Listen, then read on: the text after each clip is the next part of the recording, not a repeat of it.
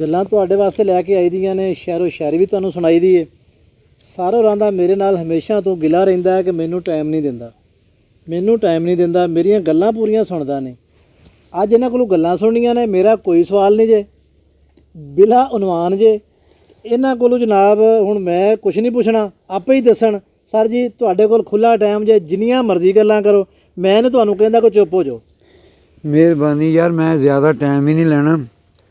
ਮੈਂ ਨਾ ਬਹੁਤ ਮੇਰੇ ਭਰਾਓ ਜਿਹੜੇ ਸੁਣਦੇ ਹੋ ਨਾ, ਤੁਸੀਂ ਵੀ ਥੋੜ੍ਹਾ ਜਿਹਾ ਚਿਰ ਬਰਦਾਸ਼ਤ ਕਰ ਲਿਆ ਮੈਨੂੰ। ਇਹਨੇ ਵੀ ਦੇ ਦਿੱਤਾ ਟਾਈਮ। ਜਿਹੜਾ ਮੇਰੇ ਤੋਂ ਸੁਣਦਾ ਨਹੀਂ ਆਉਂਦਾ 8 ਦਿਨੀ 10 ਦਿਨੀ 15 ਦਿਨਾਂ ਪਿੱਛੇ ਡੇਰੇ ਪਿੱਛੇ ਤੋਂ ਸਾਰਾ ਮਾਹੌਲ ਵੇਖ ਲਿਆ ਹੁਣ। ਇਹ ਲਗਾਤਾਰ ਨਾ ਬੁੱਢੇ ਬੰਦੇ ਵੀ ਆਏ ਆ, ਕੋਈ ਤਾਕਤ ਵੀ ਐਡੀ ਕੋਈ ਨਹੀਂ। ਇਹ ਜਿਹੜੀ ਪੁਰਾਣੀ ਸ਼ਾਇਰੀ ਉਹ ਪੜ੍ਹ ਕੇ ਤੋਂ ਸੁਣਾਈ ਜਾਈਦੀ ਹੈ। ਉਹ ਕਿਸੇ ਨੂੰ ਪਸੰਦ ਆ ਗਈ, ਕਿਸੇ ਨੂੰ ਨਾ ਆ ਗਈ। ਉਹ ਹੁੰਦਾ ਜਿਵੇਂ ਆ ਢੱਗੇ ਨੂੰ ਨਹੀਂ ਚੋਇਆ ਹੁੰਦਾ ਹਲਾਂ ਦੇ, ਮਜਬੂਰੀ ਦੇ ਨਾਲ ਵਗਦੇ ਰਹਿੰਦੇ, ਜਿਵੇਂ ਆਖੀ ਜਾਂਦਾ ਕਰੀ ਜਾਂਦੇ। ਉਹ ਮੈਂ ਇਹਨੂੰ ਆਖਿਆ ਸੀ ਕੁਛ ਇੰਝ ਦੀਆਂ ਕਰਿਆ ਕਰ ਵੀ ਮੈਂ ਆਰੇ ਲੱਗ ਜਾਵਾਂ, ਮੈਂ ਵੀ ਦਿਲ ਦਾ ਆਪਣਾ ਵਾਲ ਕੱਢ ਲਾਂ। ਉਹ ਨਾ ਮੈਂ ਕੱਲ੍ਹ ਗਿਆ ਨੂੰ ਉੱਥੇ ਕਿਸੇ ਦੀ ਬਰਸੀ ਸੀ, ਉੱਥੇ ਵੀ ਗਿਆ ਤਾਂ ਉੱਥੇ ਵੀ ਉਹ ਗੱਲਾਂ ਕਰਦੇ ਸਨ।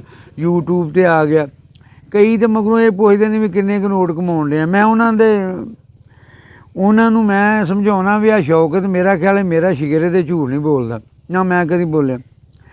ਉਹ ਜਿਹੜਾ ਨਾ ਨੋਟਾਂ ਵਾਲੀ ਗੱਲ ਕੋਈ ਨਹੀਂ ਜੇ ਭਰਾਓ, ਤੁਸੀਂ ਮੈਨੂੰ ਇਹੋ ਹੀ ਨੋਟ ਨੇ ਜੇ ਤੁਸੀਂ ਮੇਰੀ ਗੱਲ ਸੁਣ ਲੈਂਦੇ ਹੋ, ਮੈਨੂੰ ਮਸ਼ਵਰੇ ਦਿੰਦੇ ਹੋ। ਉੱਥੇ ਇੱਕ ਬੰਦਾ ਦੱਸਣ ਡਿਆ ਸੀ, ਯਾਰ ਨਾ ਤੂੰ ਨਾ ਤਸ਼ਰੀਹ ਨਾ ਕਰਿਆ ਕਰ, ਉਹ ਦਵਾ ਦਾ ਐਡਾ ਤੇਜ਼ੀ ਦਾ ਦੌਰ ਹੈ, ਤੂੰ ਗੱਲ ਮੁਕਾਇਆ ਕਰ।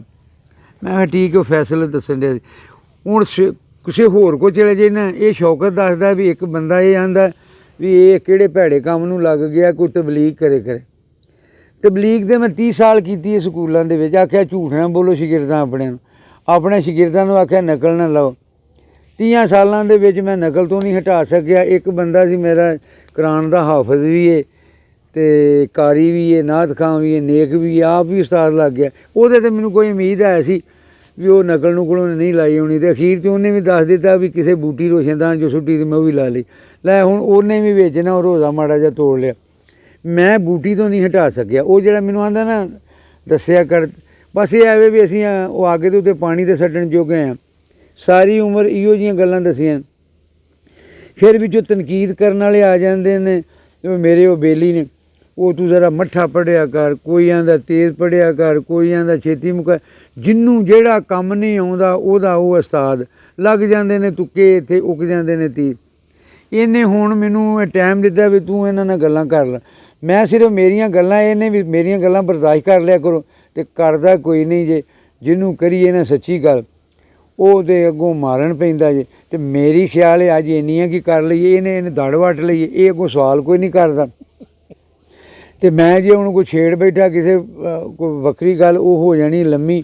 ਅਗਲੀ ਵਾਰੀ ਮੈਂ ਨਾ ਗੱਲਾਂ ਕਰਾਂਗਾ।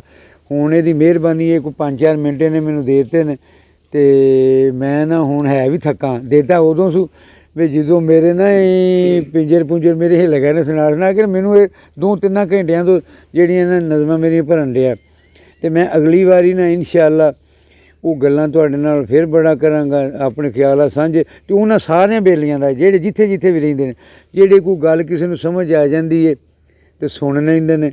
ਅੱਲਾ ਸਭ ਨੂੰ ਸੁੱਖ ਦੇਵੇ। ਹੱਸਦੇ ਰਹੋ, ਵਸਦੇ ਰਹੋ, ਰਾਜ਼ੀ ਰਹੋ। ਖੁਦਾ ਹਾਫਿਜ਼। ਜਦੋਂ ਸੱਜਣੋ ਗੱਲਾਂ ਦੇ ਉਸਤਾਦ ਉਹਨਾਂ ਨੇ ਬਿਲਕੁਲ ਕੋਈ ਨਹੀਂ ਜੇ ਕੀਤੀਆਂ, ਫਿਰ ਮੌਕਾ ਇਹਨਾਂ ਨੂੰ ਜ਼ਰੂਰ ਦੇਵਾਂਗੇ। ਅੱਜ ਵੀ ਮੈਂ ਮੌਕਾ ਦਿੱਤਾ ਤਾਂ ਹੈ, ਲੇਕਿਨ ਉਹਨਾਂ ਨੇ ਕਿਹਾ ਜੀ ਥੱਕੇ ਪਏ ਹਾਂ, ਅਤੇ ਫਿਰ ਜਨਾਬ ਗੱਲਾਂ ਜ਼ਰੂਰ ਹੋਣਗੀਆਂ ਤੁਹਾਡੇ ਨਾਲ। ਇਹ ਵਿਚਾਰ ਜਿਹੜੇ ਨੇ ਸਾਂਝੇ ਅਸੀਂ ਕਰਦੇ ਰਹਾਂਗੇ। ਬਾਕੀ ਜਿਹੜੇ ਇੱਕ ਦੋਸਤ ਗੱਲ ਕਰਦੇ ਨੇ ਨਾ ਪੈਸਿਆਂ ਵਾਲੀ ਗੱਲ, ਅੱਜ ਦਾ ਜਿਹੜਾ ਜ਼ਮਾਨਾ ਜੇ ਨਾ ਉਹ ਬਹੁਤ ਤੇਜ਼ ਹੈ, ਹਰ ਇੱਕ ਨੂੰ ਪਤਾ ਹੈ। ਜਦੋਂ ਵੀਵਰਸ਼ਿਪ ਆਉਣ ਲੱਗ ਪਏਗੀ ਨਾ ਚੈਨਲ 'ਤੇ, ਤਾਂ ਸਬਸਕ੍ਰਾਈਬਰ ਵੀ ਆ ਜਾਣਗੇ। ਪਹਿਲੇ ਤਾਂ ਵੇਖ ਲਓ ਨਾ ਸਬਸਕ੍ਰਾਈਬਰ ਕਿੰਨੇ ਨੇ ਸਾਡੇ। ਪਹਿਲੇ ਸਭ ਤੋਂ ਪਹਿਲੇ ਨਜ਼ਰ ਮਾਰ ਲਓ ਵੀ ਸਬਸਕ੍ਰਾਈਬਰ ਕਿੰਨੇ ਨੇ।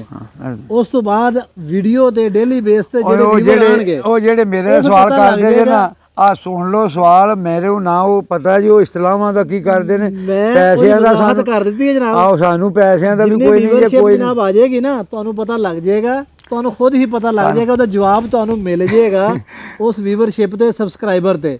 ਹਾਲੇ ਤੱਕ ਤੇ ਸਾਡਾ 1000 ਸਬਸਕ੍ਰਾਈਬਰ ਵੀ ਨਹੀਂ ਹੋਇਆ ਇਸ ਚੈਨਲ 'ਤੇ। ਠੀਕ ਹੋ ਗਿਆ। ਅਤੇ ਜਦੋਂ ਜਨਾਬ 1000 ਸਬਸਕ੍ਰਾਈਬਰ ਹੋਏਗਾ, ਫਿਰ ਵੀਵਰਸ਼ਿਪ ਆਏਗੀ, ਫਿਰ ਜਨਾਬ ਅੱਗੇ ਇਹ ਤੇ ਉਹ ਗੱਲ ਮਿਲੀਅਨ ਵਾਲੀ ਆਂਦੀ ਏ ਆਏਗੀ। ਤੁਸੀਂ ਮਿਲੀਅਨ ਦਿਓਗੇ ਤੇ ਜਨਾਬ ਅਸੀਂ ਤੁਹਾਨੂੰ ਦੱਸਾਂਗੇ ਭਾਈ ਇੰਨੇ ਪੈਸੇ ਆ ਗਏ ਨੇ, ਅਸੀਂ ਲਾਜ਼ਮੀ ਤੁਹਾਨੂੰ ਦੱਸਾਂਗੇ। ਤੁਸੀਂ ਨਾ ਵੀ ਤੁਹਾਨੂੰ ਪਤਾ ਹੋਏਗਾ ਅਸੀਂ ਤੁਹਾਨੂੰ ਦੱਸਾਂਗੇ, ਬਲਕਿ ਹਰ ਇੱਕ ਨੂੰ ਪਤਾ ਲੱਗ ਜਾਂਦਾ ਹੈ ਵੀਵਰ ਕਿੰਨੇ ਆਉਂਦੇ ਨੇ। ਵੀਵਰ ਦੇ ਸਿਰ ਤੇ ਜਨਾਬ ਉਹ ਤੁਹਾਡਾ ਸਭ ਕੁਝ ਆਉਂਦਾ ਵੇ। ਸ਼ੌਕ ਦੇ ਨਾਮ ਮੇਰਾ ਲਾ ਕੇ ਸੁਣਾ ਆਪਣੀਆਂ ਲਈਆਂ ਜੀ। ਬਿਲਕੁਲ ਇਸ ਤਰ੍ਹਾਂ ਹੀ ਹੁੰਦਾ ਹੈ ਜੀ, ਫਿਰ ਜਵਾਬ ਦੇਣੇ ਪੈਂਦੇ ਨੇ। ਤੇ ਮੈਂ ਵੀਡੀਓ ਦਾ ਐਂਡ ਕਰਦਾ ਤੇ ਸਾਰੇ ਦੋਸਤਾਂ ਦਾ ਸ਼ੁਕਰੀਆ ਅਦਾ ਕਰਦਾ, ਖਾਸ ਤੌਰ ਤੇ ਸਾਡੇ ਦੋਸਤ ਜਿਹੜੇ ਨੇ ਇੰਗਲੈਂਡ ਤੋਂ ਵਰਿੰਦਰ ਸਿੰਘ ਜ਼ਖਮੀ ਸਾਹਿਬ ਨੇ, ਬਹੁਤ ਹੀ ਮੁਹੱਬਤ ਕਰਦੇ ਨੇ। ਉਹਦੇ ਨਾਲ ਸਾਡੇ ਬਹੁਤ ਹੀ ਪਿਆਰੇ ਦੋਸਤ ਨੇ, ਮਿੱਤਰ ਨੇ ਚੜ੍ਹਦੇ ਪੰਜਾਬ ਤੋਂ, ਅੰਮ੍ਰਿਤਸਰ ਤੋਂ ਜਨਾਬ ਡਾਇਰੈਕਟਰ ਨੇ ਉਹ ਮਿਲਕ ਪਲਾਂਟ ਦੇ, ਅੰਮ੍ਰਿਤਸਰ ਮਹਿਤਾ ਚੌਕ ਖੱਬੇ ਰਜਪੂਤਾਂ ਤੋਂ ਅੰਬਰਵੀਰ ਸਿੰਘ ਬੱਲ ਸਾਹਿਬ ਨੇ, ਬਹੁਤ ਹੀ ਸਾਡੇ ਨਾਲ ਪਿਆਰ ਕਰਦੇ ਨੇ। ਹੋਰ ਸਾਡੇ NS ਢਿੱਲੋਂ ਸਾਹਿਬ ਨੇ, ਉਹਨਾਂ ਨੇ ਹਾਲੇ ਤੱਕ ਸਾਨੂੰ ਆਪਣਾ ਐਡਰੈਸ ਨਹੀਂ ਦੱਸਿਆ, ਸਿਰਫ ਚੜ੍ਹਦਾ ਪੰਜਾਬ ਹੀ ਲਿਖ ਦਿੰਦੇ ਨੇ। ਚਲੋ ਜੀ, ਚੜ੍ਹਦੇ ਪੰਜਾਬ ਤੋਂ NS ਢਿੱਲੋਂ ਸਾਹਿਬ ਨੂੰ ਵੀ ਸਲਾਮ ਅਸੀਂ ਕਰਦੇ ਹਾਂ ਪਿਆਰ ਭਰਿਆ। ਸਾਡੇ ਨਾਲ ਇੱਕ ਹੋਰ ਦੋਸਤ, ਬਹੁਤ ਸਾਰੇ ਦੋਸਤ ਨੇ, ਇੱਕ ਨਈਮ ਸਾਹਿਬ ਨੇ, ਡਾਕਟਰ ਨਦੀਮ ਸਾਹਿਬ ਨੇ, ਅਹਿਮਦ ਸਾਹਿਬ ਨੇ। ਕਿਸੇ ਦਾ ਨਾਮ ਅਗਰ ਰਹਿ ਗਿਆ ਹੋਵੇ ਤਾਂ ਜਨਾਬ ਮਾਜ਼ਰਤ।